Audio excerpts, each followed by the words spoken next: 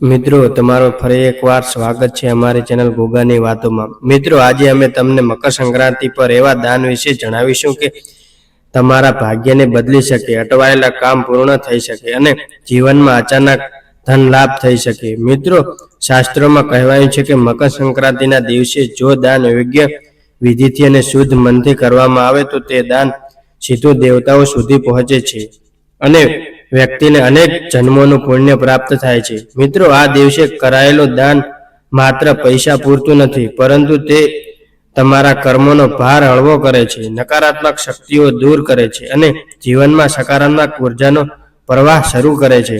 તો ચાલો મિત્રો જાણીએ મકર સંક્રાંતિ પર કરવાના કેટલાક વિશેષ દાન જેના વિશે બહુ ઓછા લોકો જાણે છે।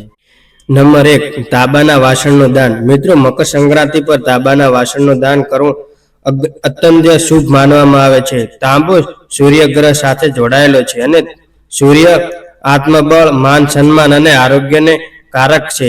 જો કોઈ વ્યક્તિ આત્મવિશ્વાસની કમી, અપમાન અથવા આરોગ્ય સમસ્યાથી પીડાય છે તો તેને આ દિવસે તાંબાનો લોટો અથવા વાસણ દાન કરવું જોઈએ। આ દાન કરવાથી સૂર્યદોષ દૂર થાય છે અને જીવનમાં તેજ વધે છે।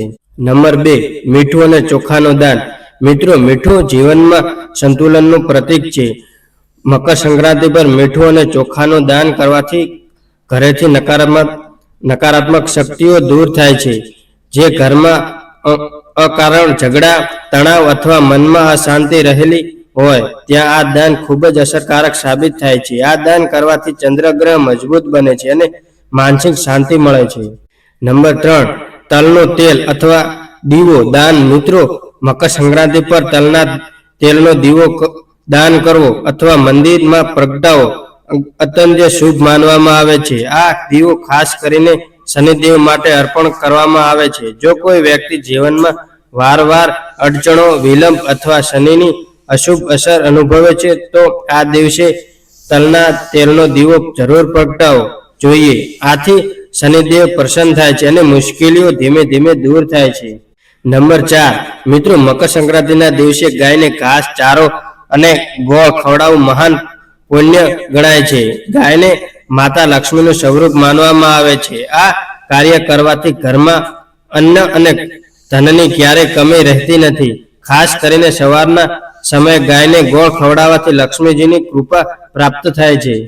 નંબર 5, માત્ર દાન અને અન્ય સેવા।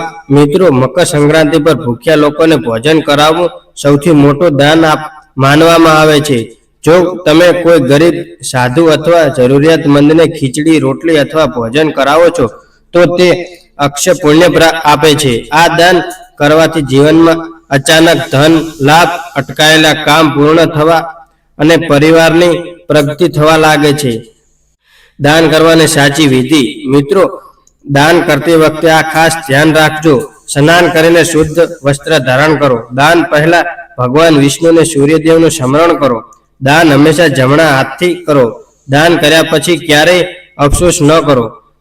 શાસ્ત્રોમાં કહેવાયું છે કે દિલથી કરેલું દાન સાચું પુણ્ય આપે છે। મિત્રો આશા છે કે મકર સંક્રાંતિ દાન મહિમા તમને જરૂર પસંદ આવ્યો હશે। આવી ધાર્મિક, રહસ્યમય અને ફાયદાકારક માહિતી માટે ગોગાની વાતો ચેનલને સબસ્ક્રાઇબ કરો। વિડીયો પૂરેપૂરો જોવા બદલ તમારો ખૂબ ખૂબ આભાર।